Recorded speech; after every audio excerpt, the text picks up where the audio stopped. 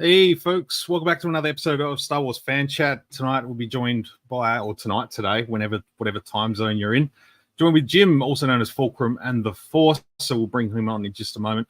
Yeah, just wanted to touch on the passing of Carl Weathers. Obviously, I put a little clip at the start of the intro there, just to pay some respects. It was a bit of a bummer to wake up to that news this morning. We've all seen him in one thing or another over the years. He's been a big part, especially Star Wars in the last 4 or 5 years, with his involvement with The Mandalorian and directing and acting and all sorts of stuff. So yeah, just wanted to say rest in peace to Carl Weathers. Stay strong up there. We'll be watching and remembering for a long time to come. So I want to get this going. So without further ado, let's bring in Jim. Where's the button? There he is. Jim, how's it going? Hello. Yeah, good, man. How are you? R.I.P. Carl Weathers. That news yesterday broke my heart. Just it did, yeah. Absolute legend. Yeah, it was first thing this morning, and I was just like, oh man, like really? There was no sort of sign, there was no news that he was, potentially unwell. It's just those things you just, they're talking about firing up for a Mandalorian movie. You just assumed he would have been involved in one way or another. Yeah. In whether it was on screen or in the production side of things, and it was just like, oh man. Yeah, it's definitely going to leave a hole in like the Mandalorian stuff, because he was a massive part of that, and it sucks. Yeah, just particularly story wise, that's two sort of heavy hitting actors that we've lost within the last sort of 6 to 12 months, as well as Ray Stevenson, Balin Skull. Yep. That's two pretty big holes in the story to continue on without those actors portraying those characters. So, I mean, not going to get into recasting and all that. That's a discussion for a lot later. But we're here to talk about you mostly, and who you are as a Star Wars fan. So tell us a little bit about yourself, where you're from, what you do, and what you do with your YouTube channel and all that. Okay. Well, I'm Jim, Fulcrum and the Force. I'm from London, as you can probably tell. I've got a YouTube channel, Fulcrum and the Force. I do reviews of lightsabers, Lego. I do similar chats like this, which we'll have to get you on mine as well. Do a whole trade-off thing. Love to. And yeah, just like anything to do with Star Wars, I'm all about it. As you can see, my entire life is just Star Wars everything. So it's my thing. That's why we're here. Yes, exactly. Everyone's morning, saying everybody. It's not morning for you Australians, but it's very early in the morning for me. So. No, it's just past 8 p.m. here on Saturday night. And my good friend Fallen Jedi, it's probably some ungodly hour of the morning where he is over in the United States on the eastern side. Oh, yeah, that's gonna be crazy times. I was just double checking all the time and date stuff yesterday, just before I just confirmed put the post out and everything, and I was just like, oh man, there's some early birds out there if they're gonna be any on from these states. Yeah, Jason, what's up, mate? How are you? All the way from across the pond in New Zealand. Nice. Yeah, that's awesome. We've got some cool folks in here. So I don't know. I've given you a few weeks ago. I gave you my list of my questionnaire, and you did. Very, very excited to hear that you've become very, very prepared. So super prepared. Like I love questions about Star Wars. It makes me go ooh, and then I get overexcited, and I've got a ton of props. That's awesome. Yeah, it was cool when I was talking to Carl from the Wampus Lair a couple of weeks ago, and he sort of said, he's been podcasting for 10 to 15 years, and he's like, it's cool to be the one finally being asked the questions after him, hosting a podcast and asking the questions for so long. Yeah, he had a ball answering them for once. So let's fire off with what are your first memories of Star Wars? Okay, so my first memories of Star Wars pretty cool, actually. I'm very old, so sorry, I'm a bit chesty this morning. It's still early. Give me a moment. Oh, good. So yeah, so it was 1983. Oh, thanks. I love this show. It was 1983. Return of the Jedi had just come out. I was 5, and my dad took me to the cinema because here in the UK, when Return of the Jedi came out, they did like a triple feature.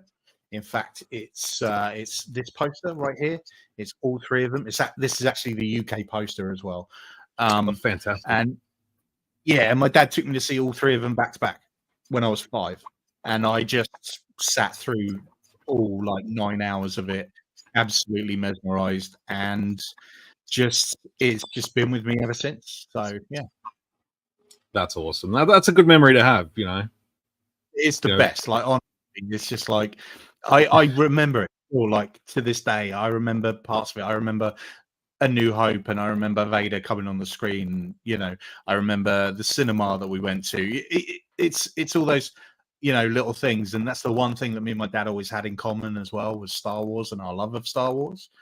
And Awesome. so when the prequels came out, me and him went to see all of those at the cinema as well. And I'm unfortunately he passed away some time ago, but what I was able to do is with the sequel trilogy, I was able to take my kids. So it was just like when I was sitting there, when the Awakens started, and I've got my 2 boys with me, and I'm like, this is nice. This is full circle. So yeah, that's Star Wars, it's generational, and sure. Absolutely, and your kids will do the same. Hopefully, if there's another trilogy of films in the future when they all have their own kids. Sure, there will be. yeah, there's no end in sight at the moment. Is the cinema you went to, is that still standing? I know, like, no, that went many years ago. I wish that would be really nice, but it was a proper old cinema as well before, like, they had proper decent tiered seating, so it was very flat, But I remember exactly where it was, and like every now and again I'll visit like where it used to be, which is cool. But it's all good memories. Yeah, that's the important thing. Yeah. All right. So, throwing off that, what is your favorite Star Wars film? Return of the Jedi, hands down. Can't be beaten. Yeah. No, that's just. I don't know. I've always said that's like one of my. It's not my favorite, but there's a lot of sentimentality to that film for me. Yes. I think that has sentimentality has a lot to do with Star Wars and what your favorite films are. Like, I don't think there's a wrong choice when someone says their favorite film. Like, it might not be my favorite, but at the same time, it's how you connect to the film, and it's what you get from the film. And Absolutely. So, yeah. Is there any sort of reason why? Is it just the one you've? It's just awesome. Like Luke in that film is the best. Like, my favorite scene of any part of Star Wars is the end scene where he's just going, like, he's beaten Vader and he's just going hell for leather on him when he's like laying down there, and he cuts his arm off, and that's when he realizes the path that he's going down. I was just like, that for me is quintessential Star Wars. Yeah, no, it's a good moment. It's sort of that the whole Luke realizing that he's not totally infallible, and plays a big part in the future of Star Wars as well after that moment. Absolutely. And it's so important. It's such an important moment that I'm like, that for me is everything in Star Wars. And I've actually many years ago, my dad bought me, those little film cells you can get. He bought me that, and I've got it up on my wall, of that actual part where Luke's like having a barn with Vader. And so that's a really big deal that I've still got it after all these years as well. So that's awesome. Really cool. Love it. Linda's just saying here, my oldest brother took me to see episode 4 at Hoyt Cinema on Hindley Street. Is that I wonder if that's the cinema that's still. So I remember that was I honestly don't remember. I know where the cinema was there on Hindley Street. Linda's also from Adelaide, so I know exactly what she's talking about and where she's talking about. So it's yeah. I honestly I wouldn't have a clue what it was, but that's cool. That would so many memories for sure. Yeah, so that's what it does. Though it creates memories, Yeah, exactly. Do you have a favorite character, or if you is that sort of slipped out already? Yeah, I mean it's Luke. It's 100% Luke. Yeah, hands down.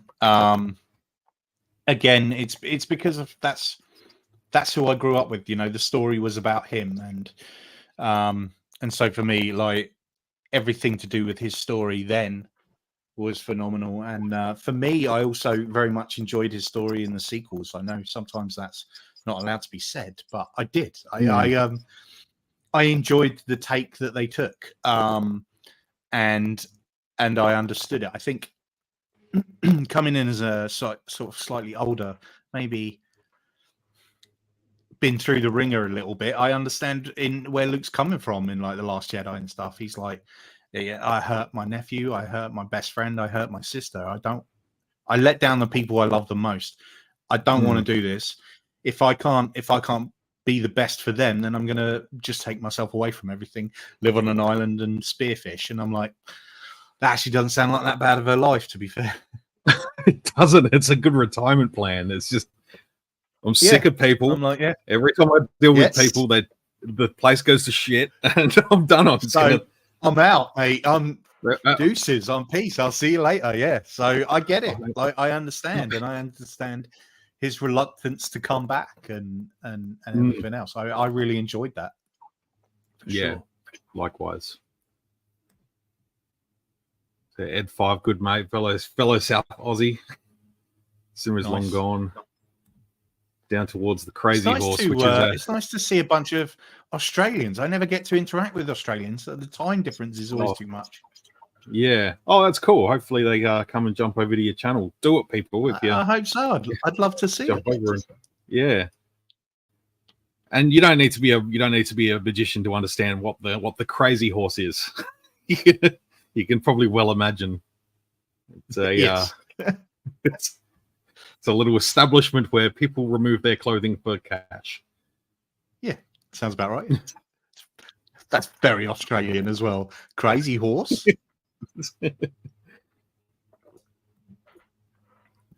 Oh, Anakin Skywalker's here himself. Oh, legend.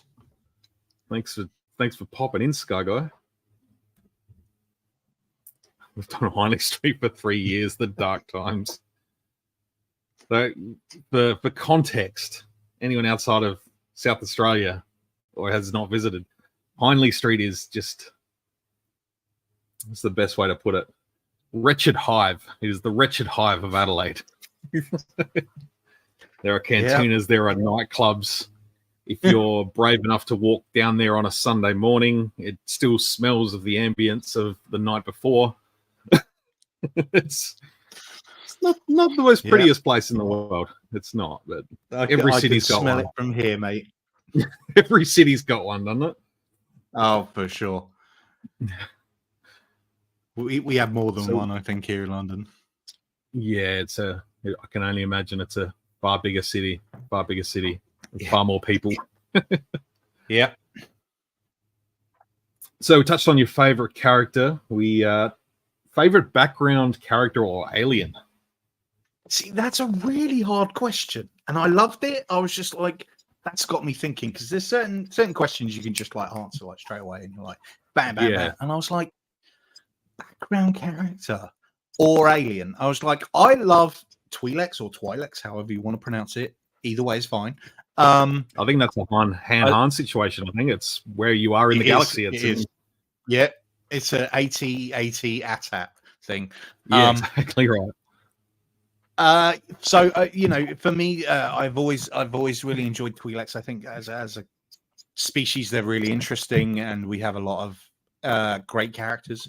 Obviously, Hera Syndulla, her father, that whole scenario. Like, I really enjoy them. Background characters is really difficult because there's so many good ones. But I have to go with my man Liam Num. Like, Nice. dude's a legend. Like, Yeah. comes in clutch at the end of Return of the Jedi, and still stays with the rebellion / resistance going forward. So yeah, I love him. Yeah. Always did. He was always one of my favorite like figures when I was a kid as well. Yeah. There was a promotion over here in the UK. That's him. There he is. There he is. What a handsome devil he is. Look at him. Look at that face. Look at him. In the UK, they Always. did this promotion where you sent off like so many proof of purchases, you got him for free, and so mine was a free Liam Num. So I always remember that as a kid as well. You know, it was a good one. Liam Num.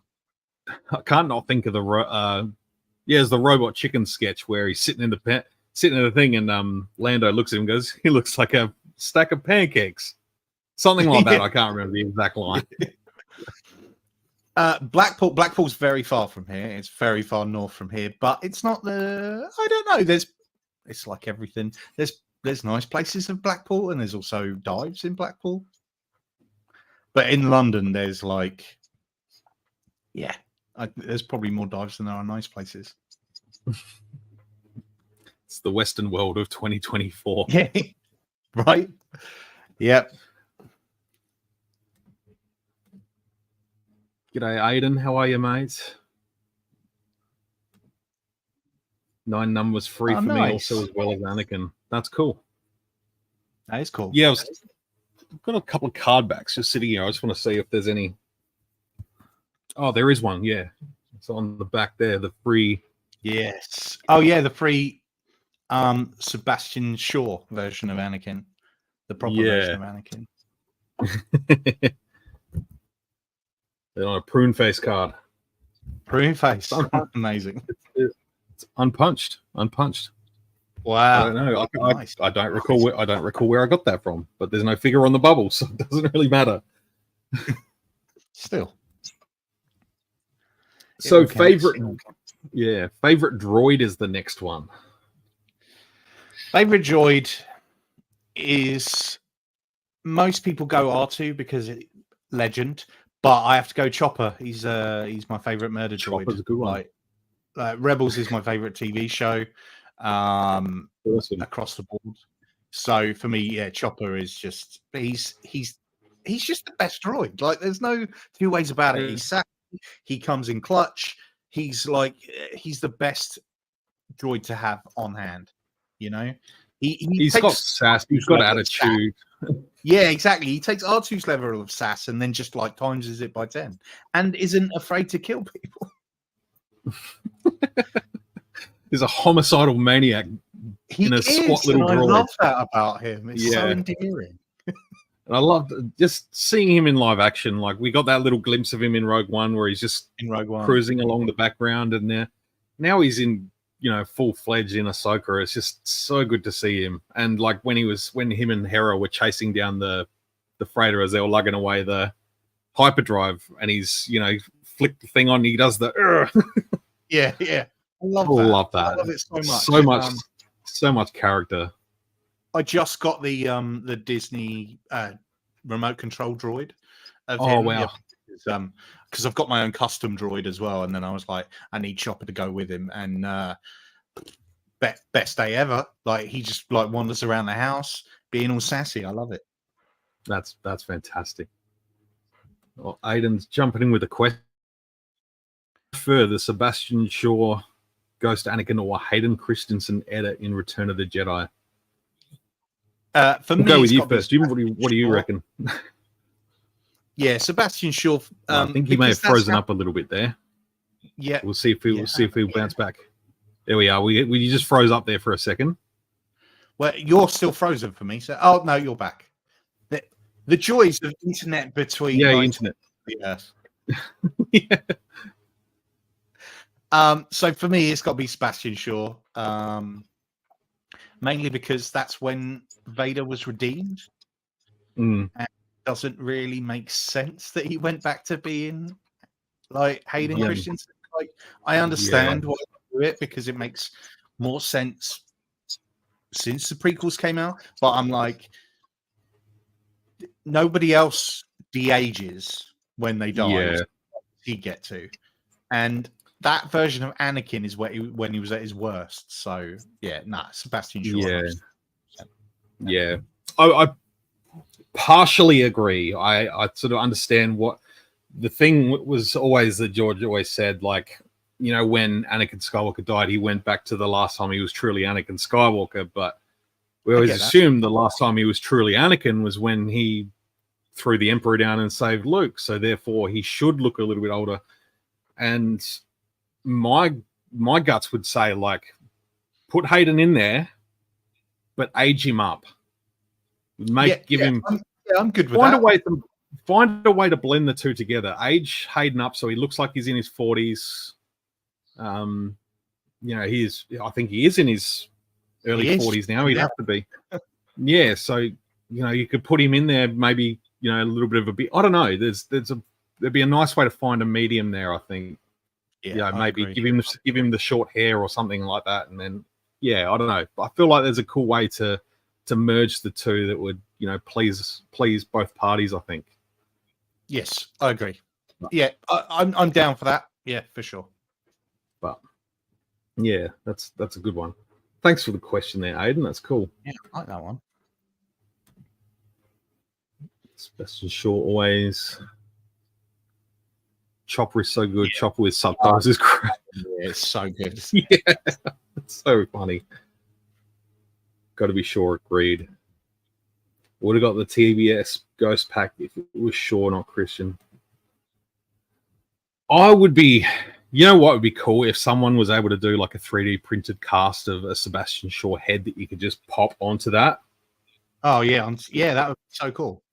Surely like that's be done, right? Yeah, surely a land speeder Luke out there could whip something up. He's got the skills. For sure. So next question this is a newer one. I brought this into during the last episode. Favorite planet?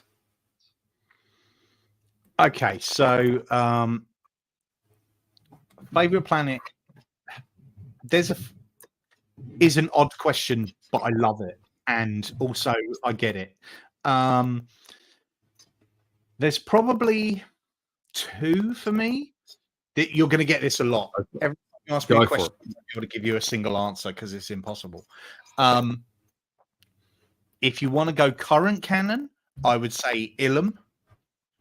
Right, yeah. Because of it. I'm a big lore guy. I love the lore behind kyber crystals and stuff like that. So Ilum's a big deal for me. Obviously, in Clone Wars, they go to it. And then, obviously, Jedi Fallen Order, he goes to it and then repurposed into Starkiller Base.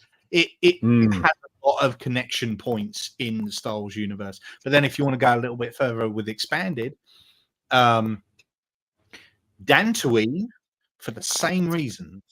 Dantooine in the Knights of the Old Republic games is where the Jedi Enclave was, where all the crystal caves were, which is where you went when you were playing the game and got your different colored crystal lightsaber. And I there was something about that I was like, I love this. This is everything. So yeah, those two, but both kind of for the same reasons. I like it. Yeah, I like a lot of the sort of the Jedi history, the Force history. Oh, that's I sort of jump between Arc 2, where, you know, the first Jedi Temple, and now there's Zepho from Jedi Fallen Order is probably one of my favorites. But even then, like when we go to Peridia in Ahsoka, like that's, you know, a lot of history there, and we saw that, you know, very end. There's a lot of link to the Mortis gods, and I love when there's history as well, and you're like, this is never seen. Yeah, that's the thing I love about it. It's all the extras, and you know, again in Knights of the Old Republic, when you go to Korriban and you've got all the Sith stuff, the Sith side of things, you know, it's all that sort of stuff that I just I love. Anytime there's lore to be found, I'll go to that planet. That's awesome. They're sick answers. They're really good. Thanks, man. Sebastian Stan, sure, would have been a floating. So I'm old school. got the send away vintage Anakin back in 1985, and I'm Team Hayden all the way. That's the best. Fair. Korriban and Dantooine is where it's at. Yeah. I love that. Korriban, which is now canonically Moraband. Yes. Well, you could argue that they're both two completely different planets, but I think they sort of redid that. Yeah. Korriban are the best of all. There's so much. I love all that dark side stuff. Yeah. Knights of the Old Republic is clearly one of my favorite games of all time. So anything to do with that, Revan and Bastila Shan, that whole thing. Even the one, I love the second one as well. With Darth Sion, I think he's incredible. Everything that goes that far back that begins that shows you stuff that we've not seen in sort of like the main film. I love into more and more lore like that. It's so cool. Thank you for the sub, man. I appreciate that. That's awesome. Good on you, Ed. Yeah, I like when they brought in the hyperspace ring in Ahsoka and they called it the Eye of Sion. I like, there's some EU stuff getting in there. Yep. I love that. And Sion had the sort of bionic eye. And it was like, that was cool. Yeah. And they, I think there's some weird in Rise of Skywalker, one of the Star Destroyers is called the Revan. Yeah. It was expanded in one of those books. So they keep sprinkling these little elements of the old canon back in, and I'm like, I'm all for it. I am all for it. Because I think they're sort of even stated in one of those books that the entire fleet were all named after ancient Sith Lords. Yeah. Like that had been on Exegol and stuff like that. And I'm like, well, there's a lot of ships there. There's a lot of Sith Lords. Yeah. They would have had to have a big list. Yeah, for sure. But you can go pre-rule of two, so you go pre-rule of two, so there would have been, potentially hundreds at the time or whatever. So it kind of works. Yep. Darth Muzzer's here. What's up, mate? I'm happy. Yeah. Bane's my favourite Sith of all time. So awesome. Is the KOTOR remake still going on? Was really hyped. I think it's on indefinite hold as well. I think. Well, I heard it's so disappointing. Yeah. It's money in the bank. I still think that because there was some people that were remaking it themselves using Unreal Engine and all this sort of stuff, and they got a big cease and desist. I still think they're sort of holding back from doing anything because they want to, bring some of that into canon. They're just sort of, there's something there. They want to do something with Knights of the Old Republic, whether it's Darth Revan and stuff like that. They know there's a fan base for it, whether it's a matter of when and how. But I think that's probably more so rather than putting out a game that, that then ties down a story for another generation.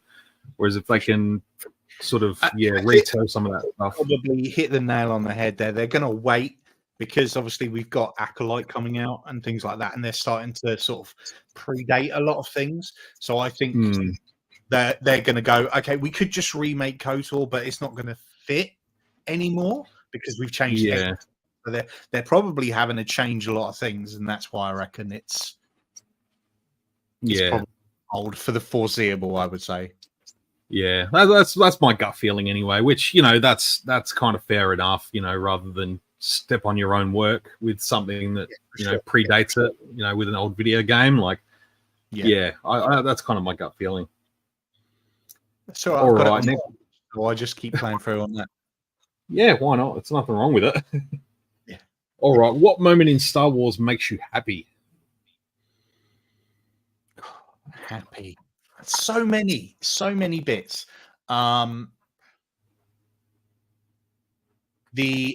The end of A New Hope, where Han comes back and helps Luke blow up the Death Star, and then they all come back together, and then we've got the final scene where everyone but Chewie's getting their medals. that's like probably the most feel good moment of Star Wars for me, like happiest, where I'm like, this is amazing. Yeah. That and the moment in Rise of Skywalker right at the end where all the ships arrive. Yeah. Yeah. And you see the ghost in there, and you're like, oh, I know who's flying that. You know, and it's just you're playing like spot the ship. That is a bit where I'm just like, yes, come on. So, yeah. I wonder who's flying the ghost at that point. Whether it's an old Hera or whether it's Jason. It's got to be Jason at that point. I imagine. I hope so. Or I mean, unless he's somewhere else, Jediing. Yeah, with an old Ezra. Who knows? Yeah. Oh, that's sort of like what's going on with the Ahsoka series. That's So really, really freaking exciting to me. Like, the Skywalker saga's done. Let's start following the Sin Dollars. Yeah. Oh, for sure. Let's do a Sin Dollar saga. So my three favorite characters. I know we've already touched on this, but across the board, my three favorite characters are Luke, Ahsoka, and Kanan. So, like, anytime I get any sort of mixture of those, I'm just super, super happy because I'm not sure how well you can see it, but I have an Ahsoka tattoo there. Brilliant. So really difficult to show people. No, that's killer. Jedi holocron there, and then on this side, I've got my Luke lightsaber that says "I'm a Jedi like my father before me."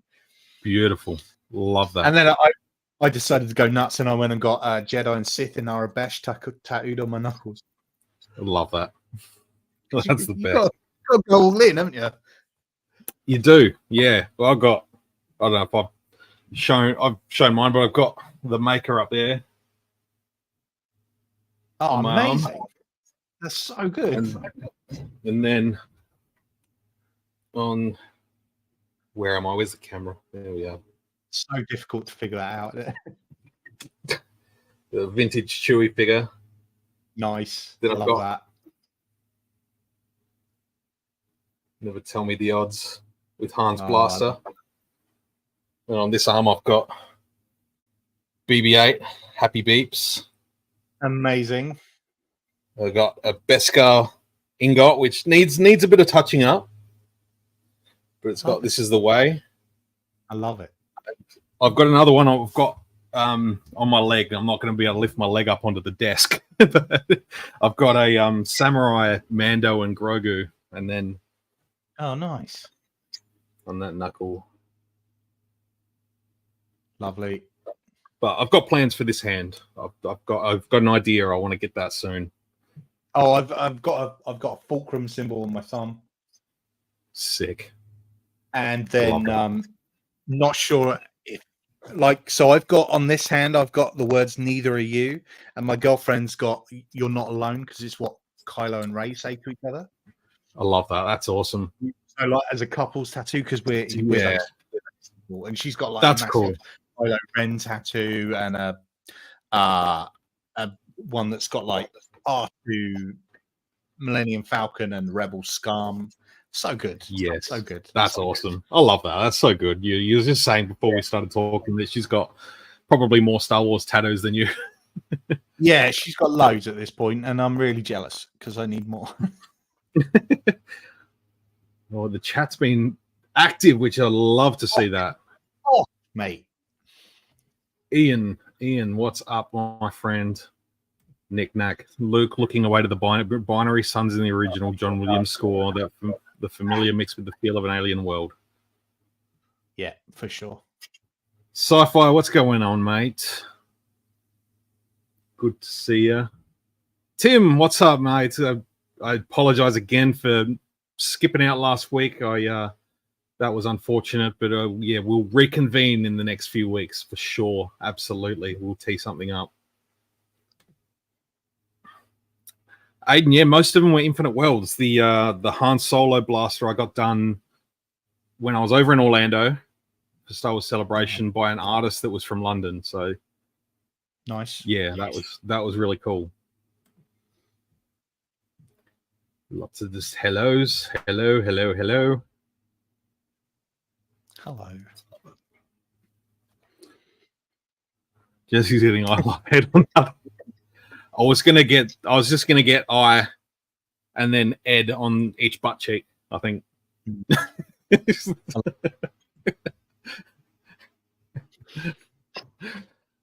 All right, so we've gotten through the happy stage. What moment in Star Wars makes you sad? When Luke dies, every time. Yeah. Like, I'm a very emotional person anyway. Like, I cry at everything, right? But that moment, I'm with you. I don't object to getting hit in the feels every so often. yeah, mine's probably too often. But hey, you know what? We fall into it and we go with it. But no, that moment where he's just been the most Jedi any Jedi could ever be by winning a fight without even being there, and just uses the Force in the best representation of what the light side of the Force is, and it just takes his entire being, and then he just fades away. I'm like, nah, not okay with that. Love it. I love it. Perfect.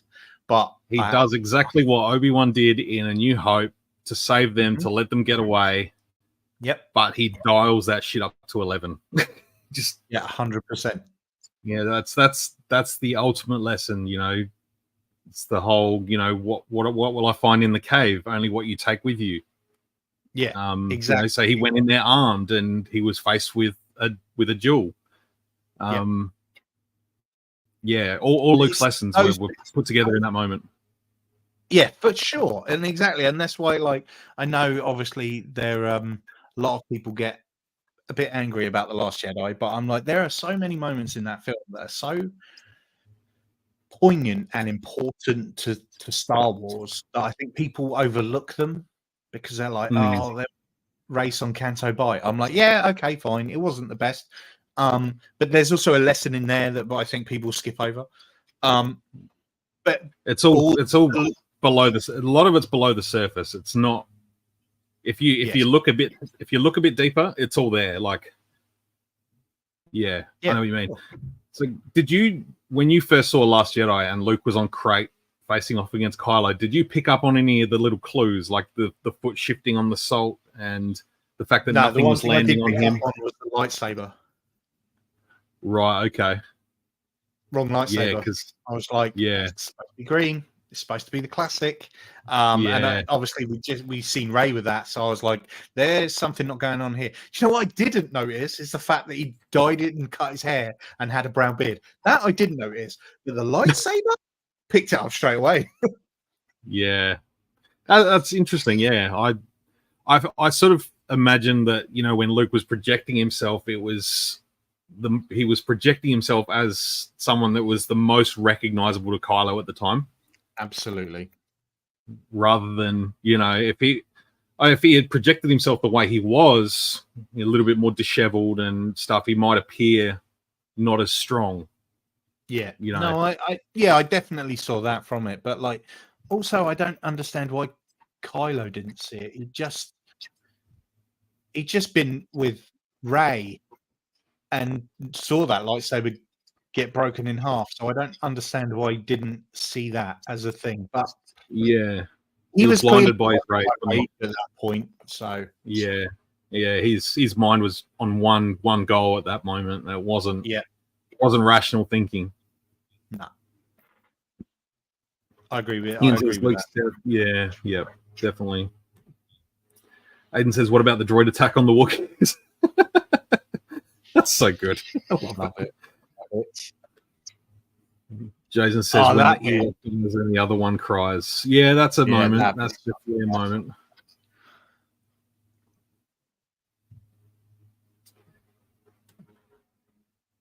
When Mace dies at the beginning of the Ewoks battle for Endor.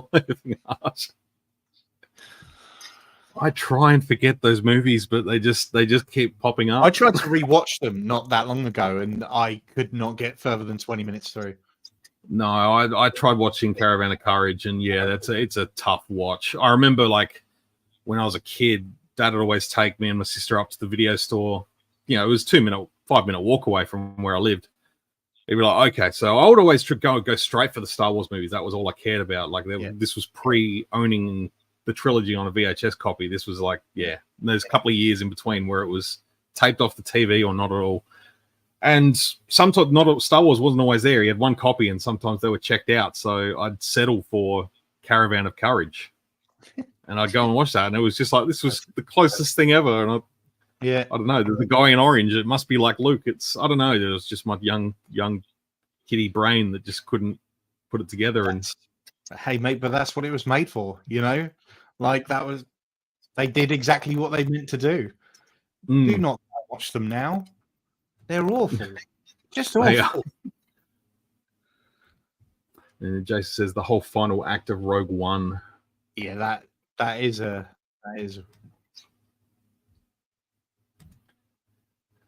saddest moment when Qui-Gon dies from a fatality with a saber and everyone else apart from Obi-Wan doesn't die. Fatality. I can see that. I can see that. More wins. Yeah. All right, so you may have already shown this one off. What's your favorite quote? Yeah, I did show it off. It's 100%. I'm a Jedi like my father before me.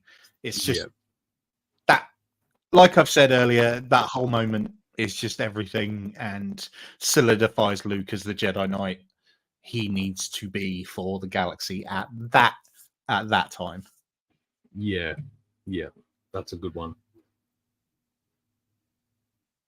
So spinning off from that a little bit, what's your favorite life message in Star Wars? When you sent me this question, I was like, I don't know. I think it is a clear question though, right? I want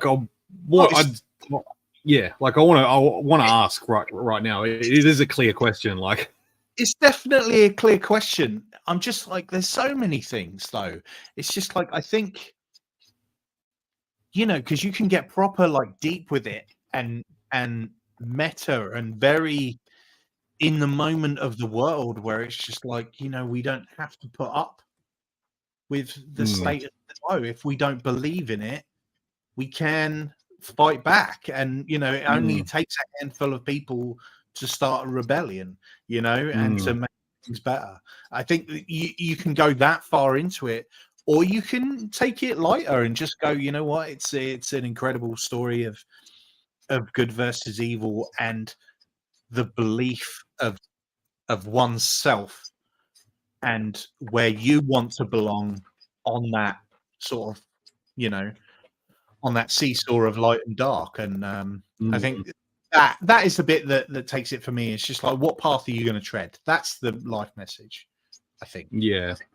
It is a multi-pronged question because, like you said, you can take it as a bigger picture, like looking at life on the big scale, or you can take it as something that's really, something personal, like something you've pulled out. Like when Book of Boba was being released and we got the episode with Luke, I just come out of a marriage, and I was in a bit of a shitty spot, and this is just going back couple of years, not even 2 years ago.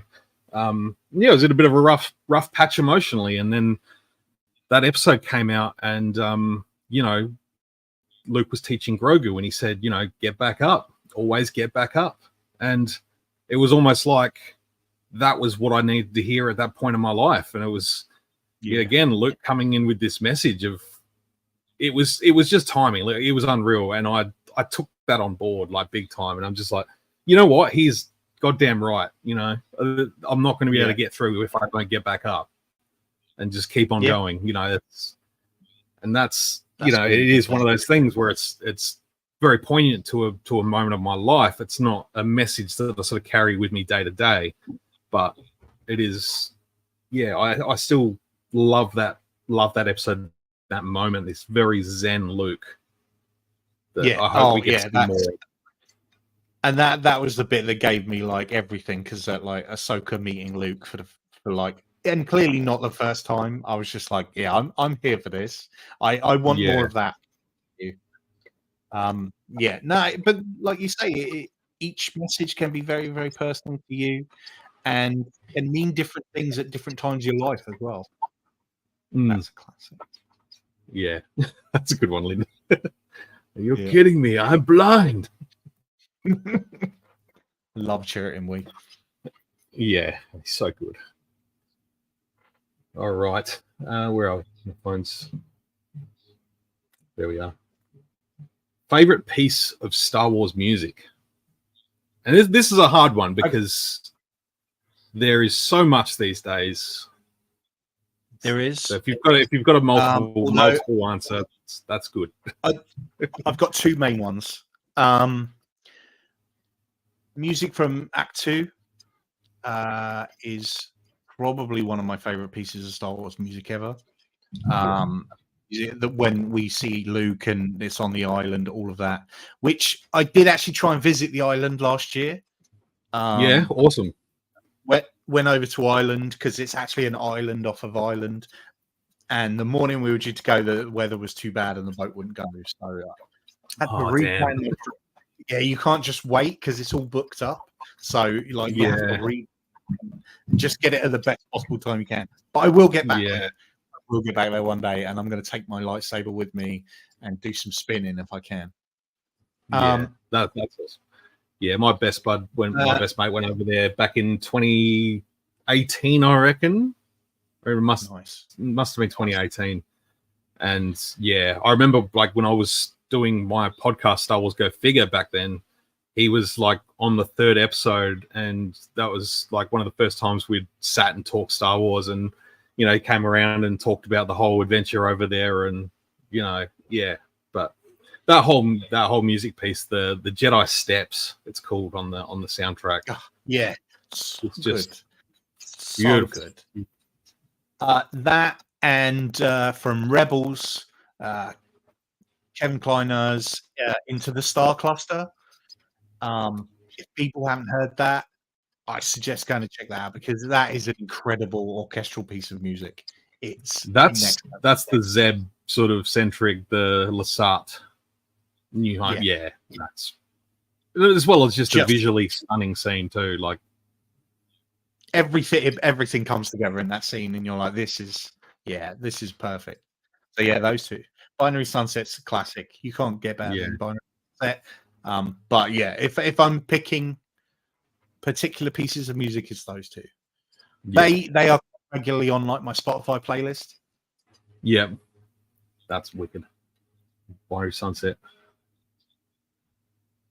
Oh, thanks, Aiden. Yeah, no, life is mint now, dude. Life is mint. Also, thanks everyone in the chat for like chipping with all these answers. I love this. You know, I love it when there's people joining in, and it's really nice joining in and having fun and answering these questions along. Like it's so good. Lets everyone else have a think about it, and yeah, hopefully I'd love to get more of you on. Like I know Ed 5, he'd definitely be up for a chat one of these days. So we'll do this with him. The immolation scene, yeah, that's a good one.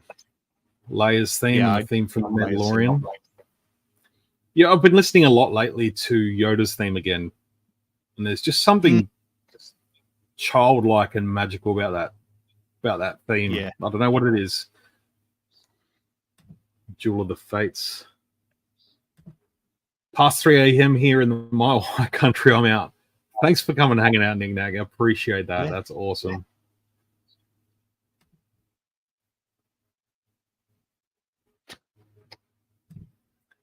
Tim loves the disco version of the Star Wars theme. That's so good. Yeah, from listening to Rebel Force Radio and prior to that the Force Cast for like nearly 15 years. That's iconic. Absolutely iconic. Yeah. He's a fan of Lapty Neck. Tim, you better save some of these answers, man. Better keep some of these quiet. Basically giving you all the answers for your chat, isn't he? Yeah. Keep some of them to yourself. We'll get to them. No, I do appreciate everyone playing along. It's great. So collecting questions. This is a good part. So good. Okay, yeah. I'm ready. I've got my props. I'm ready to go. I'd like to collect. Go, Chris. Appreciate you stopping by. All right. What's your favorite item in your collection? Again, I have loads. It's really difficult. Items is good. Yeah, it's going to have to be. So I've got my Luke lightsaber from KR Sabers.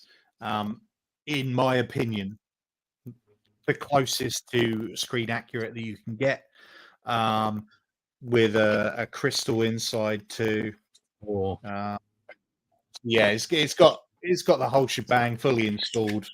I used it when I went to Star Wars Celebration this year. I went as Luke when my hair was Awesome. longer. And yeah, it's my girlfriend bought it for me. So there's a lot of feelings behind this particular saber. So yeah, this is probably my favorite. Question: does it have an attachable blade? Can you put the blade on it? Oh yeah, for sure. For Oh, sure. I was awesome. going to do it, but then I was like, no one needs to just sit there and listen to the lightsaber going on. I can turn it on though, in theory.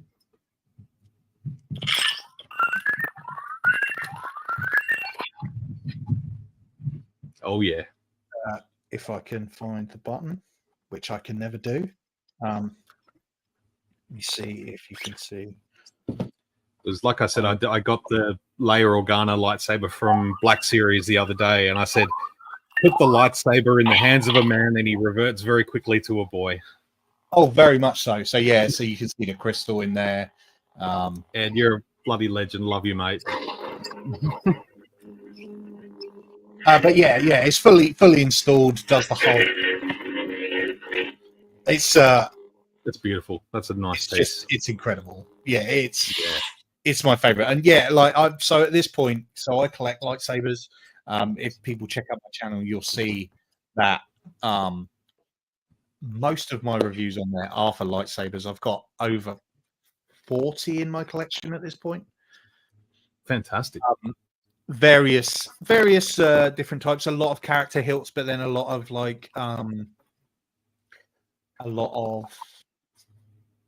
unique hilts as well. Again, another thing I've got in my collection is my own custom made lightsaber, so fully custom made to my nice thing. This one again is fully installed. Whether it's got power, I don't know. Is there an inspiration behind the design? Yes, Luke. Yep. A bit of Anakin, because that's a Graflex grip, and then just like bits that I love. Like I love a thin neck lightsaber. Always love a D-ring, and I love angled emitters. So it's kind of like a bit of all the sabers I love, all in one. And fantastic. I got this made, fully installed, custom lightsaber sound and everything. So yeah, those lightsaber wise, those are probably my favorites. Then I've got so much Lego, it's become a problem. You're not the first person I talk to about having a Lego problem. It's So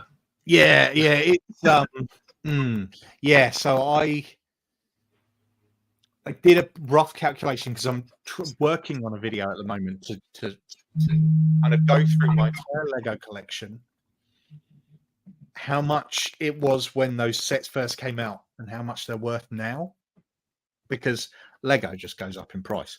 It does. I think price increases quicker than gold. Yes, it does. It does. Yeah, which is absolute mad. It's bonkers.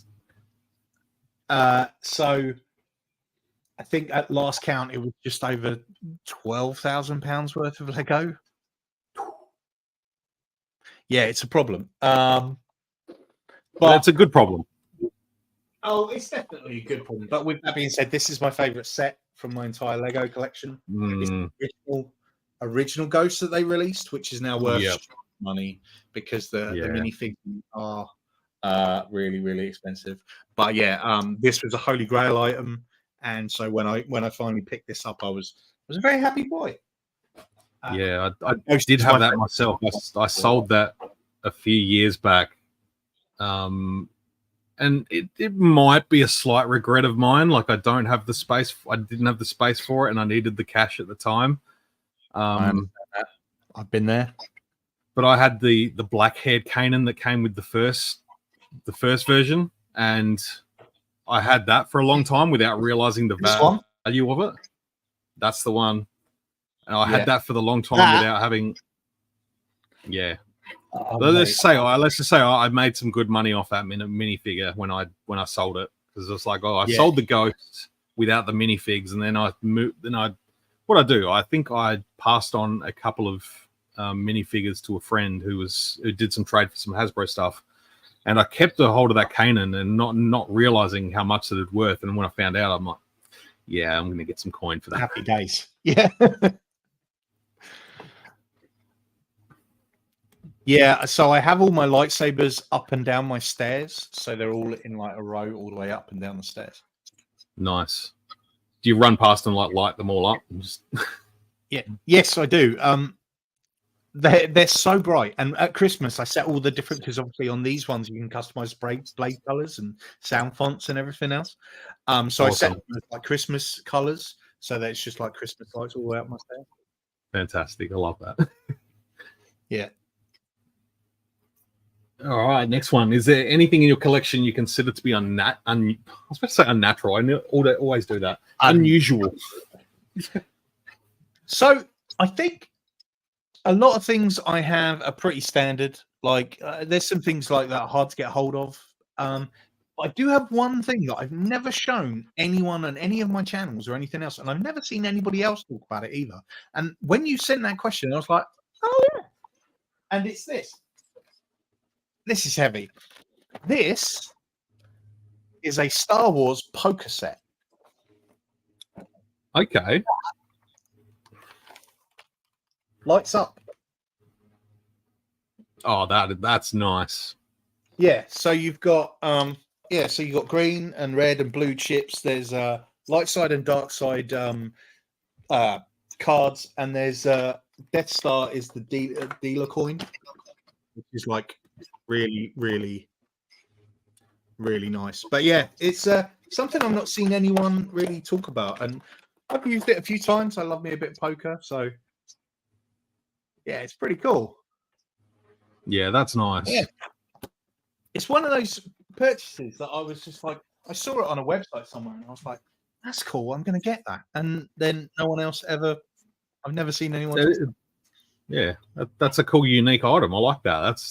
Yeah, I don't recall ever having seen one before. No, so that's cool. The fact that it lights up, when I opened it for the first time and it was all like, oh, I was like, this is amazing.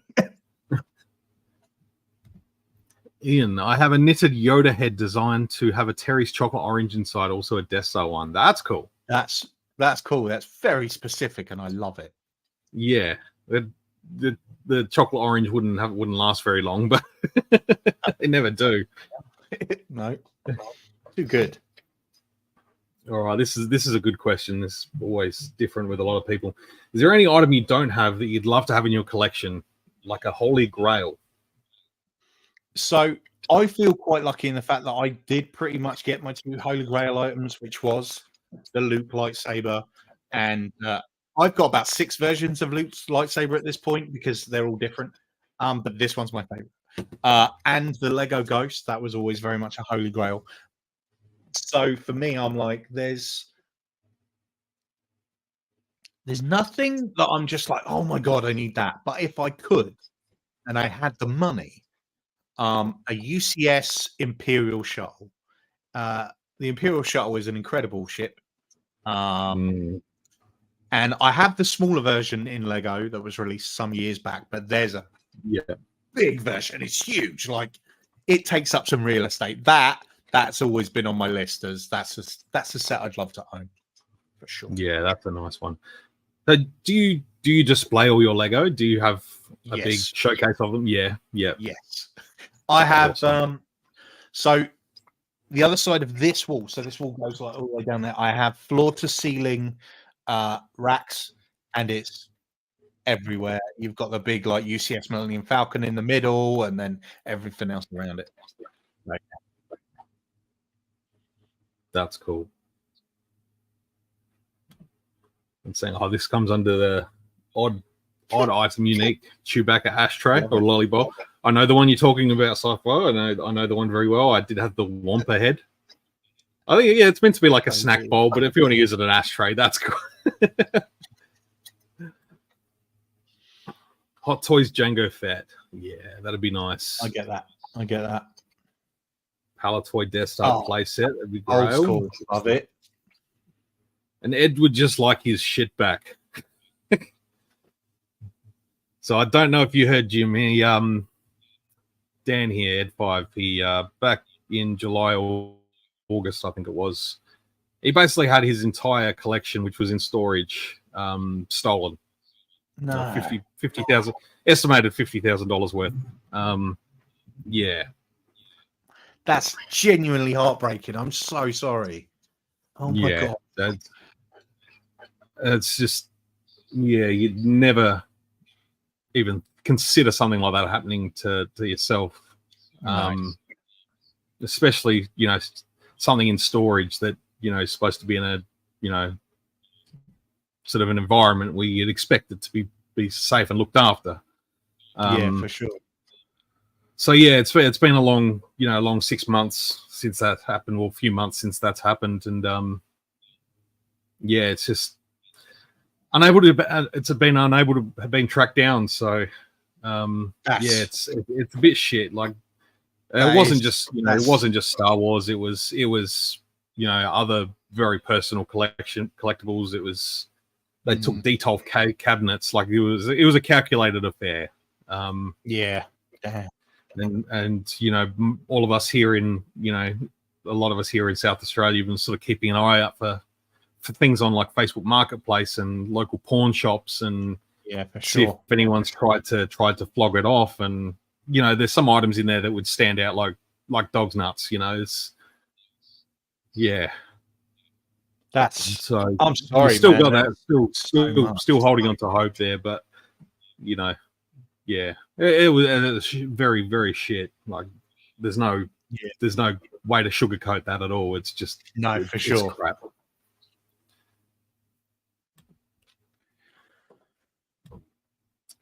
Yeah, that they did, Aiden.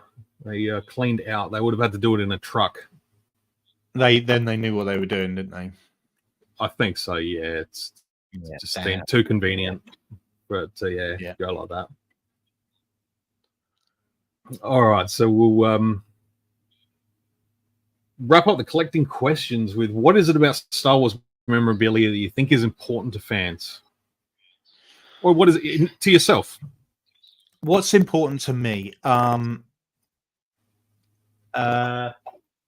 think it just kind of brings you into that sort of universe a little bit. It's like when I put so you guys can't really see. You can see a little bit of one. So I collect the Black Series helmets as well. I collect everything at this point. It's one of those where I'm like, I'm only going to get this one. I'm just going to get one. It's that whole meme, and it's just like, well, they need a friend. And if I have two, I may as well get the whole collection. So I've got all of the Black Series, and you put on Mando's helmet, and then all of a sudden you're Mando. Yeah. I put on Luke's X-wing helmet, and I'm there, and I'm flying the X-wing, and I think it just kind of like everything you pick up a lightsaber, it just kind of like brings you into that fantasy world, and like we live in a time that's very difficult, I think, and when there's so much shit going on in the world, to be able to just step back from that and just enjoy something that kind of brings, I'm not going to say you're in a child, because I don't find any of this stuff childish. I know people used to, and people I used to get looked down with my collection of Star Wars memorabilia, and I'm like, it's not that. It's not childish. It's wonder, and it's enjoyment, and it's passion. And I think, for me, that all of this equals my passion, and this is me everywhere. So that's a big thing for me. So when I get something new, I'm like, this is amazing, this is the best thing ever, and I put it on my shelf with everything else. That's the best thing ever, and it just is. And I feel quite lucky in the fact that I do have so much that I've been able to pick up in my many years, that I do think is the best. Like, there's very few things that I sit there and go, that was a mistake to buy. Mm. Nothing's been a mistake to buy. Everything is here for a reason, you know. And I think, yeah, I just think it gives you part of that world, and we get to live in it for a brief few minutes Yeah. of the day. There's enough things in life that we spend money on that we don't enjoy, like bills and Exactly. rent and more bills and Yeah. tax and bills. It's just, Yeah. you gotta find some joy in something. And you know, so some people it's holidaying around the world. Other people Mhm. it's in, you know, something that can give us a bit of an escape. And Yep.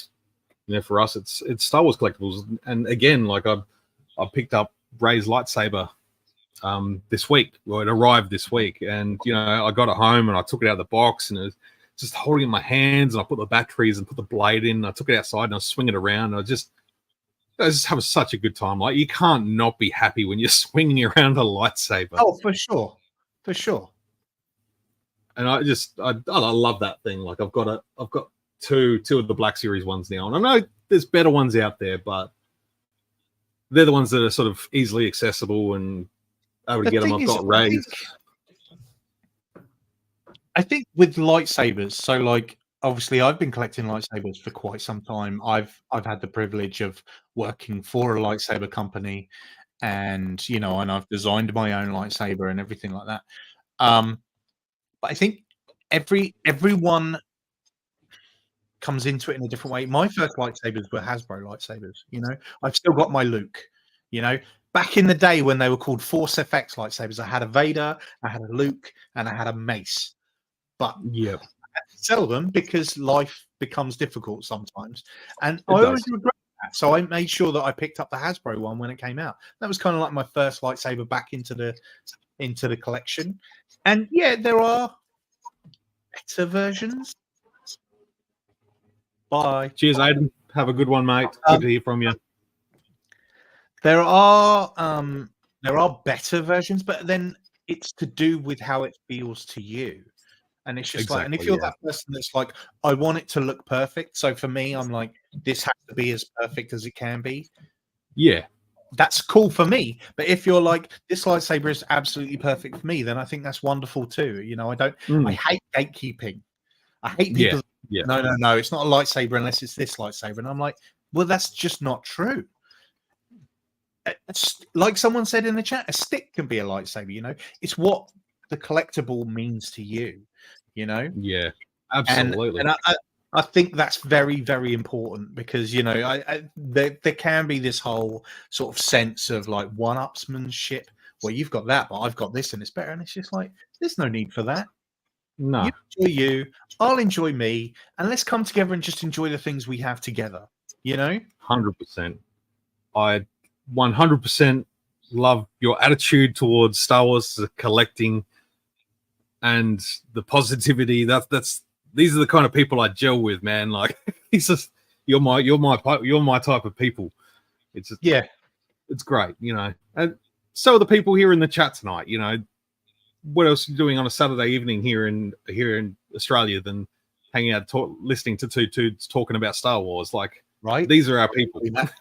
That sounds like a good Saturday night. I'm not gonna lie. Yeah, it's like going to Star Wars Celebration, and you know, you obviously went last year. It was last year, yeah. Yep, I did. And yeah. To be in a convention center with tens of thousands of Star Wars fans, and you're all there because you all love the same thing. And we talk about it at work. So I work in a hair salon. I'm a hairdresser. Nice. Kessel Run Hair and Collectibles. So we are very much a Star Wars themed hairdressing salon. Like, there's collectibles everywhere. It's like our rooms. It's I've been there nearly 3 years, and we make it an absolute point to attract the same kind of people. And you know, you can meet random people in another barbershop or a hair salon, and it's, you know, you might talk about sports but with this, someone comes in because they like Star Wars. You've got that immediate connection with someone, and you know, you may have some disagreements about some things. You may not get along with about sports. You may have different sports teams, but the end of the day, you can come back and have a chat about Star Wars, and you've got that connection already, and it's it's a great kickoff point. And yeah, further to my point, like at Star Wars Celebration, it's like one of the happiest places in the world when you're in an area with tens of thousands of other Star Wars fans that are they're all there for the same reason, because they'll just love it. We're just it's in blood. You feel like you're just amongst your family there, and like I was quite lucky in the fact that I met a lot of people there that I've become friends with via my YouTube, via my Instagram, and when we all got together, it was just like we'd known each other for years and we hadn't just seen each other through a screen. It was just that coming together of people, and I think we can all agree that there's not always the best Star Wars fans. I think that there's a lot of people that are quite negative about everything, and I'm like, you don't have to like everything. I'm not saying that you have to like everything, but you don't have to be super negative about everything. We all know that people are massive fans of the sequels. I am. I love what they did with it. Is it what I would have done? No, it's not. That's not what I would have done in my head. I'm not the one making the film. Like, if I could, I would, and I would do it differently. But I will always sit there and I will appreciate what they did and their version of the film that they made. And I find that very enjoyable. And you know what? If you don't like it, that's okay too. Like, there's so much other Star Wars at this point that if you don't like one bit, you'll love another bit. And it's just like, so you don't need, like the people that are like, Rise of Skywalker's worst film ever made. And it's just like, well, I mean, objectively, it's definitely not. Is it? If it's not what you had in your head, I understand that you're not going to enjoy it as much. But step back. Let's step back, shall we? And realize that A, fictional characters, and B, it's all Star Wars. Like, it's not canon. It is canon. It's not. This new Star Wars isn't my Star Wars. Okay, well then you have to remove Rebels, and you have to remove Rogue One, and you have to remove the Mandalorian, and it's just like you do some Disney Star Wars, but not, and that's okay. Like, you can not like it. You just don't have to be so unbelievably negative. And it's just like, you can cherry pick what you like. That's good, but to put others down for liking something you don't, it's not cool. I'm not here for it. It's Facebook. It's Facebook comment sections. It's just a vile place, and I sometimes get annoyed, and I'm just like, no, I'm just like, there's one website that was, I think I can't remember what it's called, but it's just CBR. It's like Comic Book Review or something like that. I can't remember. Comic Book Review. Yeah. And every day, I reckon they're putting an article up about Rey Skywalker and, the Rey movie, and, it's clickbaity, and they go into the comment section. It's just full of the most vile crap. And I got sick of going in there and putting comments, like trying to, I don't go in to defend anymore, because I'm like, it's a losing battle against these people, and it's pointless. So, I'd like to go in there. All we can do is put out our own positivity and be like, you know what? If you don't like it, that's cool. Tell me what you would have done. That's the conversation I like to have with people. It's just like, okay, so if you didn't like this, what would you have done? And that starts the conversations of expanded universe stuff and all of this, and Mara Jade and things like this. And I'm like, I love that. That's a Star Wars conversation that I can get on board with. If you're just going to sit there and say, I hate Rey Skywalker because I hate Rey Skywalker, I'm like, well, that's not an argument. Yeah, and it's bad. It's bad writing. It's like, is it though? You're a writer? Yeah. I don't know. And you show me your script and let's compare. Oh, you don't have one? Well, let's maybe move away from that then. And it's just like these people that are like, well, she's not a Skywalker because I'm like, well, Leia wasn't an Organa, but she still took that name on. Yeah, that's exactly my thing.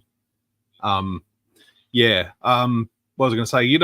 Rise of Skywalker is probably the one with time I've become less enchanted with, but I still love watching it every single damn time. There's a few little beats in there that I'm like, if they had thought about this for another 3 seconds, they could have done it. I spoke about it recently where it was it's the moment where Ben comes into Exegol ready to help, and he's got to fight the Knights of Ren, and they're all surrounding him, and Rey passes back the lightsaber. I could think of nothing better than her giving him his mother's lightsaber instead of Luke's. Oh yeah, yeah. Like It would have made if more he had sense. that would have been an emotional beat. Like he's literally just running Han Solo like, and then to see his mother's blade, like that would have been an emotional punch to that moment. Yeah. And just to see Ben like just kicking ass with his mother's blade, like it would have just been so much more poignant to see that. And it's just little things like that that would have been, Rey continuing to fight with Luke's, and it would have made complete sense. Yeah. But yeah, it is what it is. It is what it is. Like you can sit there and you can go, oh, I would have loved it if they'd have done this. I would have loved it had they gone down the route of, Rey's had a staff this entire thing, make her final lightsaber a lightsaber staff, but they didn't. They went with a saber, and the minute that ignited yellow, I was like, okay, this is interesting. It's a very different lightsaber, and I love that. And it's just like, I love these different takes on it, and it's just like, okay, so it's not what I had in my head, but it's still a Star Wars story. And there are parts in those that are just very, very Star Wars, and I don't understand the hate. I can understand it not being your favorite. Fair enough, that's totally cool. But I don't understand the unnecessary hate. And the thing is, though, it's like I've been here before. It happened with the prequels. When the prequels came out, a lot of us old school original trilogy people were not happy with them, And I was one of them. I was a lot younger man then, and I waited 16 years for a Star Wars film, and what we had was the Phantom Menace, and it wasn't. And I was just like, this isn't cool. I don't like this. This isn't good. But as the years have gone on, and the more I revisit things, and and then the Clone Wars cartoon came out and kind of expanded all of this, and things were put in place. Like I now look back and I'm like, great. Attack of the Clones will never be my favorite film. It's always going to be my least favorite film. But there's still enough in there that I enjoy, and there's still enough in there that I can go, that's really nice. I really like how they did that. And I think that's the key. It's just like, don't focus on the negatives. Focus on what you enjoy. It lifts everything, and it just big time gives you a sense of inner peace as well. It's just the hate. Just enjoy it. Fun. Yeah, just have fun with Star Wars. I've sort of described the sequel trilogy at this moment as a big canvas, and you've got 3 big dots in the middle that need to be painted in, need to be filled in. You need to build on this painting to make those patches of paintings to stand out and understand what they're all about and how this happens and how that leads into. That's the best analogy I can come up with. It's yeah, for sure. I like that. The prequels are the same, like you were just saying. Clone Wars come in, filled in some gaps. Other media comes in and does a bunch of stuff. There's the Tales of the Jedi series, which is filling in a little bit there as well, like around it and before it, and it takes a lot of that stuff to then go, okay. Like the prequel movies are about big moments in Anakin's life, and it's all the little moments that help those big moments stand out and be more prominent. For sure. I think we're starting to see that through different media that, the sequels are starting to get that. We're talking about cloning in the Bad Batch. We're seeing some hints of cloning in the Mandalorian, and starting to drip feed some Luke Skywalker stuff in there. And it's all going to build. It's all going to build, and it's going to be a fun ride. So. At the end of the day, and and it's important to let these things, it's like when people do reviews of shows after there's only been a trailer, and you're like, no, that's not the show, and it's just like, wait for it to come out and then decide whether or not you're going to hate it, Yeah. I just wanted to say to Kerry here, just, where to come, man. You know where to come. We'll look after you. We don't do crap haircuts. We just do good haircuts. We don't do fussy stuff. We'll just look after you. You're always welcome to come and talk some Star Wars with us. Nice. There you go. There we go. I wrote a few articles for CBR, quit after 5 days. The pay was abysmal. There you go. Lockie, what's up, my brother? Glad you could come and tune in. It has nothing to do with hate. Disney is way too corporate, and Kathleen Kennedy isn't talented. I agree with you. I think it does have to do with hate. I think it's just it probably has nothing. It probably has a lot to do with the cynical, jaded view of the world at the moment. It's very much out there. So that's whether it may not be evil hate. It's a lot of negative that sort of feeds people, and that negative attracts the negative. It's just the way it is. It's a toxic thing. Disney is way too corporate. I think most people would agree with that, and that's fair. They are a business. Let's be fair. Like, at the end of the day, it's all about money, right? We get that. Yeah. And there's certain you see there's certain things they do to just for the almighty dollar. I understand it, but at the same time I can look past that because I'm like, okay, yeah, I see what you're doing there, but is there more to it? Like, you look at like Grogu, right? The minute they made Grogu, they were like, this is our opportunity to print money, right? Hands down. Like, you can't go anywhere now without seeing Grogu on something. And I get it. But you know what? Work for the story. So I'm like, I'm fine with it. I'm fine with it. I do understand people with their frustrations. I do understand. And I do get that there are elements that could have been. I'm not saying by any means that the sequel trilogy are perfect. They're not. There's things in there that I would have totally done different. I think, but I'm gonna just kind of go on what we got, and if I enjoy what we've got, then I'm okay with it. Yeah, exactly. Well, I will just push back here. The Kathleen Kennedy isn't talented. I'll just say that she wouldn't be where she is if she wasn't talented. Like, she is in a place because she's extremely talented. And whether you agree with her making business decisions or not, that's up to the individual. And whether we know, what calls she is making, no one publicly knows. That's all in-house stuff that the public really has no idea about. Like, it's all hearsay from YouTubers and article writers for clickbait websites. That's for sure. There's no one but the people inside know exactly what calls she's making, and that's probably her, Jon Favreau, Dave Filoni, and those other sort of executives up there in the top of Lucasfilm and Disney that know exactly what's going on. But like, her production credits are unbelievable, and she wouldn't have gotten anywhere without talent. So there's no. That was just one little comment I just wanted to push back on. Not to say you're wrong. I understand. I probably understand where you're coming from, Tim. Like, it's just probably, with everything that you read on the internet, it probably does frustrate people when they get told certain things, and can't believe everything you read on the internet. So, that's it. That's a conversation that's a far longer conversation that could be had, isn't it? Isn't it?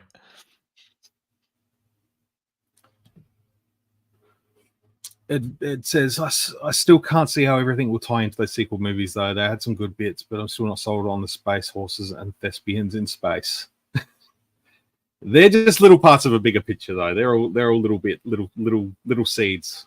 They I mean, this is it. People do. I mean, we're Star Wars fans. We focus on the small details. It's what we do, right? Yeah. And we go, this is nonsense. But then at the same time, this is a universe where Ewoks were able to defeat the Empire. That's ridiculous. But we accept it now. We're like, that makes sense. Yeah, I can totally see how those little teddy bears went absolutely nuts and killed all those stormtroopers. They do that now, people will be like, this is bullshit. Yeah. It's just like, it is those little moments where you're like, you look back and you go, actually, it wasn't that stupid. Or it was. Or you know what? It was dumb. And you're like, but that's fun. Like, that's where people start to lose it a little bit. And it's just like, and I think there was a comment there saying just always being positive isn't realistic. And it's just like, it's not always being positive. It's a case of accepting the fact. There it is. It's objective. I get, and I totally understand this. And I do agree that it's all about being objective. But at the same time, when I'm objective, I choose to be positive. Objectively, there are things wrong in the sequel trilogy. Objectively, there are things wrong in the prequel trilogy. Hell, I will objectively say that there are things wrong in the original trilogy. But I'm just going to sit there, and at the end of the day, it's entertainment. And if I enjoy this entertainment, then I'm happy to overlook the little things that I go in my head. Sure about that, and just go, it's part of the story. And I would have done things differently. I would have wanted things done differently, but I didn't get that. So how do I feel about what I do have? And overall, I feel positive, objective things that I think, like you said, with the layer thing, the lightsaber, and I'm like, I get that, and objectively for me, I would have loved it if Kylo had survived, and and I would have loved it had they. The one bugbear that I had through all of the Rise of Skywalker is the fact that Finn just wants to tell Rey that he's force sensitive and never does it. Yeah. And the end of that film should have been, even if they wanted to kill off Ben, and I understand that, should have been Rey igniting her lightsaber, giving Luke's lightsaber to Finn as his training saber to start the Jedi Order. In my head, that's where it goes. And randomly, they did that in a Lego holiday special. The first thing you see Finn being chained as a Jedi, and I'm like, so they do know that that was the plan, but it was just never picked up on in the film, and that's frustrating. And I get it, and I'm like, ugh.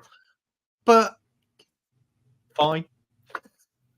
Little things like that is why I'm excited for this Rey movie, this next episode 10, if you will. Like they can pick up those threads and go, all right, we've seen what people think. We want to continue on. We want to evolve and grow on it. Like it is just what it is.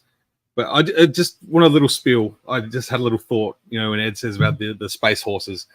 The whole Canto Bight sequence gets ridiculed for being a waste of time. It is a waste of time. Like for the characters in the movie, it's a waste of time. It's by design. The space horses are a big distraction. That's you've got corrupt police that are gambling in a prison cell. They're gambling and they're arresting people for a parking violation when there's kids getting whipped by slavers. Yeah, like that's where the issues are. And Finn is distracted. Like he's the one that's distracted by the horse races, by the beautiful species and gamblers and money and riches and all that. And it takes that little look deeper to go, well, this isn't all good here. This is, and you've got these privateers and politicians and all these higher up rich people that are all gambling on horses. The stable boys are being whipped and beaten. Yeah. So that's just, I don't know. I just wanted to have that little spiel. But we do have 2 more questions. So we'll get through them and then we'll see where the chat gets us. What are you most looking forward to in the future of Star Wars? A lot. I'm excited for the future of Star Wars. I'm very much looking forward to the Rey film. I was there in person when they announced it. I was in the big room and Daisy came out and it was just, the place went insane. And I'm very excited for that. I'm excited for The Acolyte, and I'm excited for the film that goes back to like the Dawn of the Jedi and things like that. It just, I do feel like we are stuck in a certain time frame at the moment. And for me, I like to see stuff that's out of that. Yeah. They're drip feeding little parts that fill in all these stories, and that's great. But I also think they're with a focus on things that aren't in the current canon, you can do things that haven't been done before. And those are the things I'm excited for. Things like the Ahsoka show where they've gone, okay, well, to get around this, we're just going to go to a completely different galaxy and dealing with things there and how that goes. And that's exciting. I'm like, okay, we're going to start seeing things we've never seen before in Star Wars. Those are the things I'm excited about, for sure. Expansion and growth. Like, I think it's vital. It's vital for the future of Star Wars, definitely. Yeah. All right. Lastly, what does Star Wars and being a Star Wars fan mean to you? I know we've touched on a lot of things that, make you who you are as a Star Wars fan, but what does it mean to you? It means a lot. It means, do you know what it means more than anything else? It means connections to other people like yourself.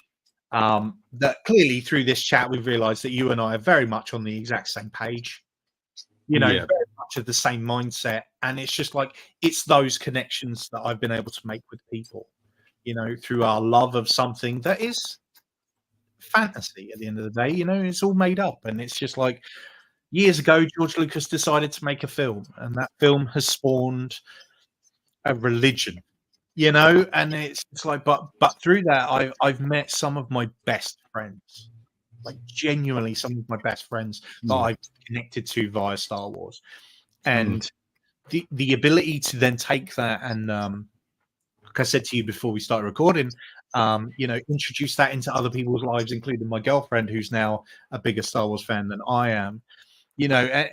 It's the connections. It's not just the stories, which I love.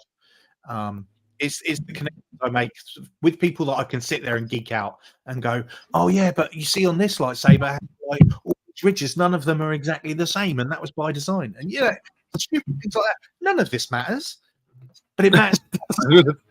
It does. No, the connection side of thing you talk about there, like, I think my best mate Lockie, who's he was here in the chat. I'm not sure if he's still watching it, but he popped by and said good day. Like, we linked up because of Star Wars. We found each other on Instagram because of Star Wars, and where I work, Kessel Run Hair and Collectibles, I got to know those guys because of Star Wars. Me and Lockie were doing a podcast, and those guys got onto us through there, and just form those friendships and those connections. And now I've nearly been there 3 years already, and I wouldn't change it for the world. And there's so much that has come to me via my connections to Star Wars. And like you said, talking to yourself, and that's primarily what the point of me doing these live streams and chats with people is to build those connections and have fun discussions and sort of see what makes everyone tick as different Star Wars fans. I'm looking forward to doing a whole lot more of it.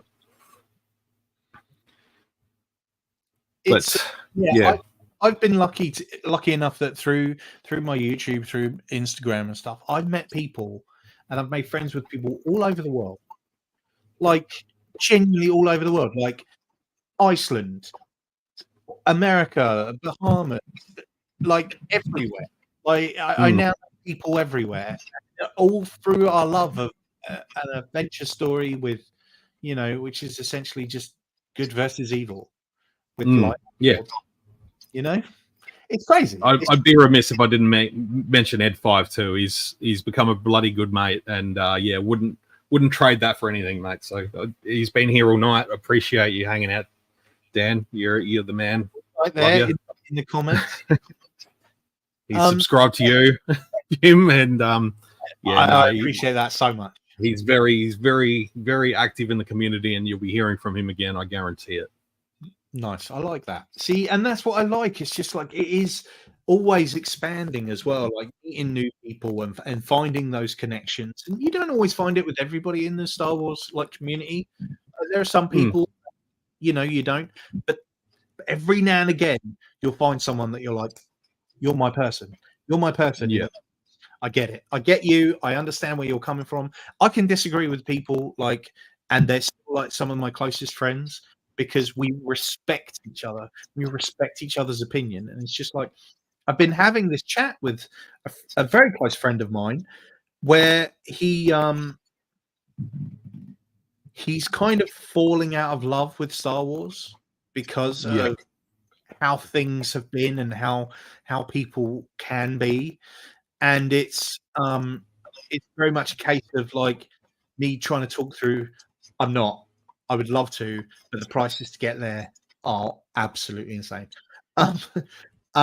But like, and it's talking through things with him and just saying, dude, just step back a bit.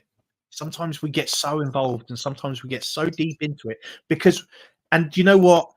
It always comes from a place of love because we love it so much. The quote that comes back to me is Leia in A New Hope when she's talking to Tarkin and she's like, the more you tighten your grip, the more star systems will slip through your fingers. Sometimes we hold on too tight. You just got to let go a little bit, step back a tiny bit, look at it, things objectively, and just go, I get it. I may not like this, but I love this, and that's okay. You know, it's okay to not like stuff.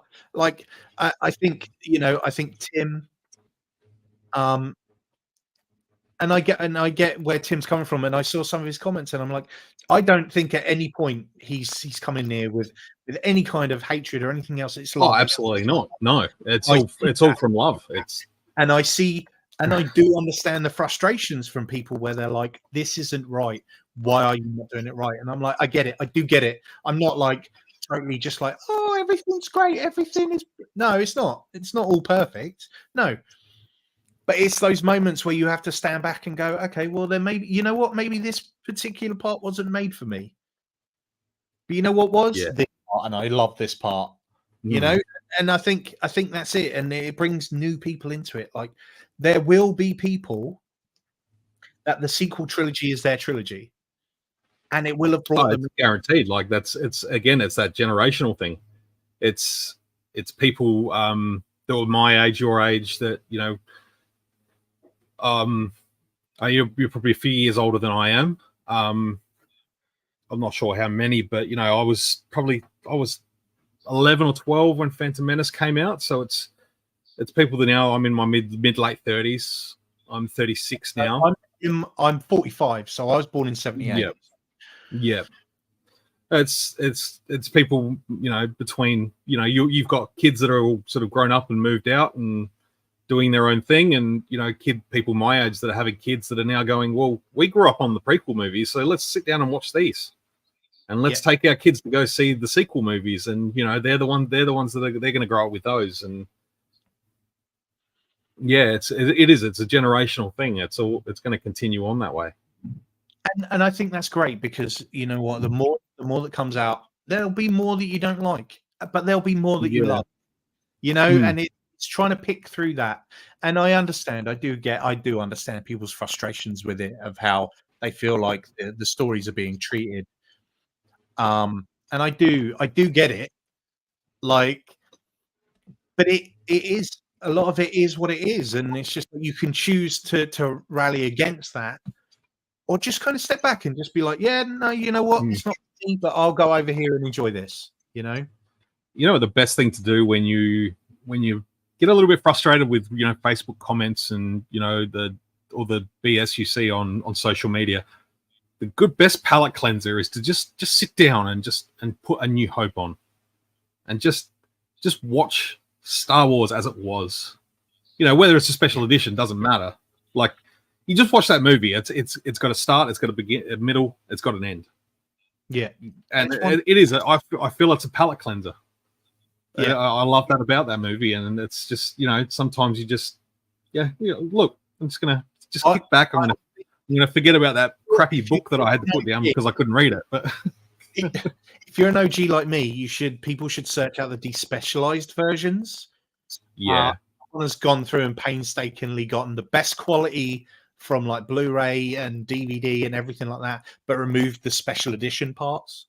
So it original trilogy, but with great visuals.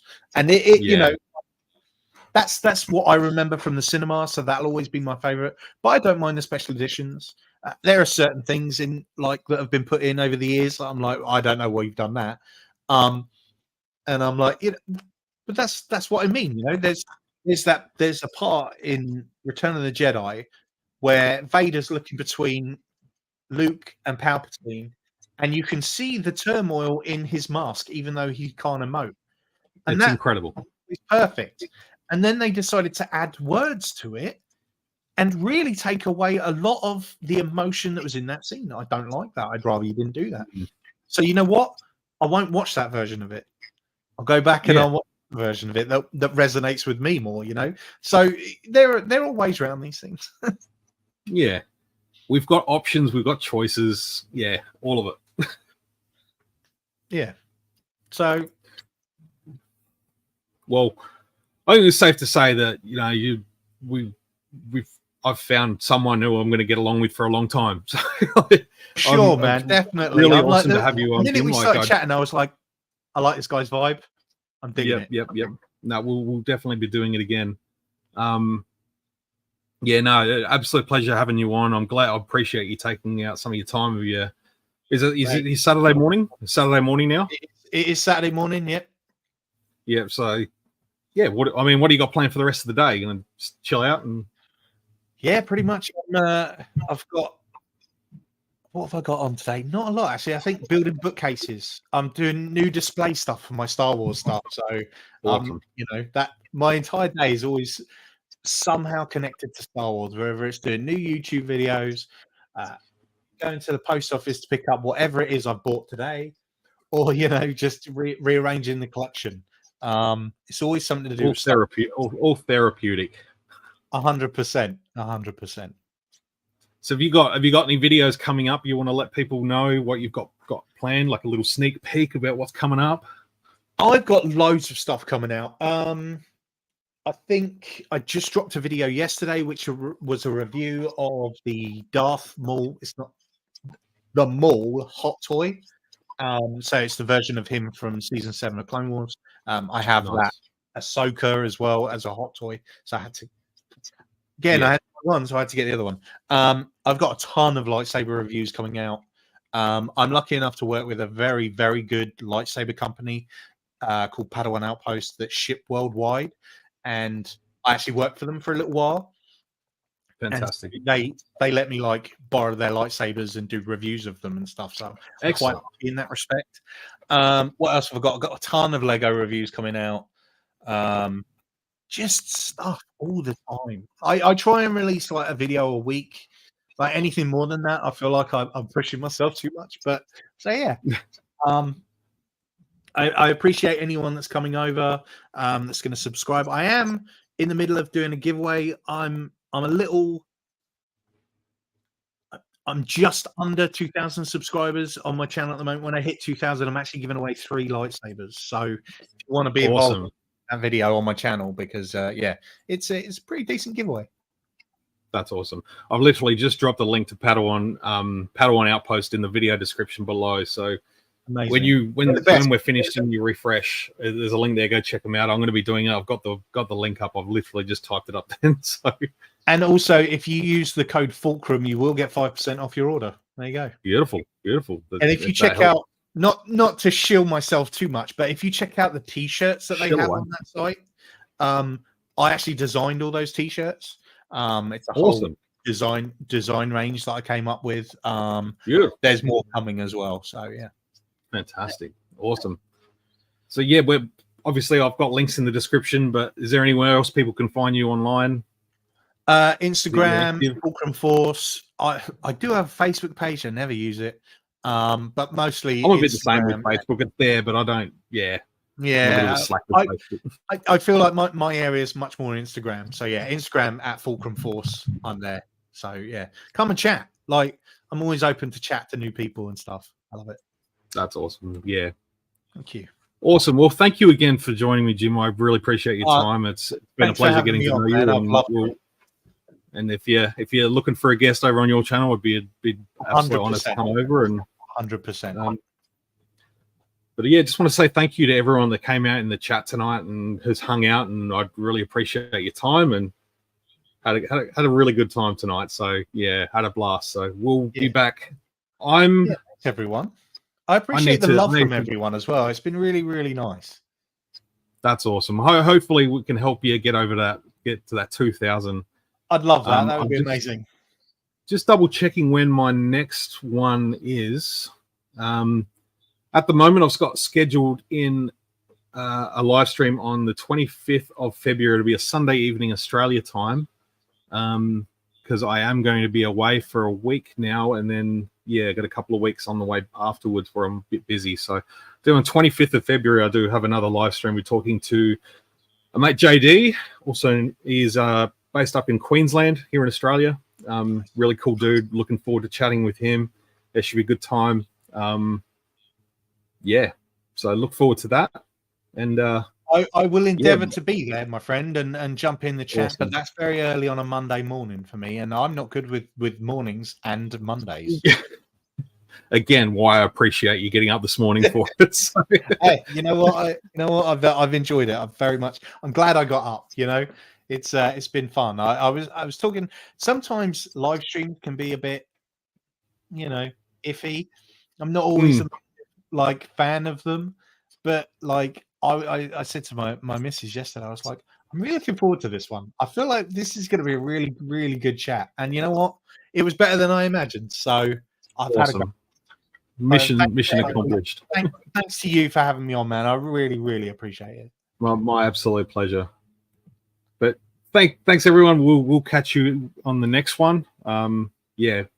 Again, go subscribe to Jim, follow Jim, do all that cool stuff, and rest in peace, Carl Weathers.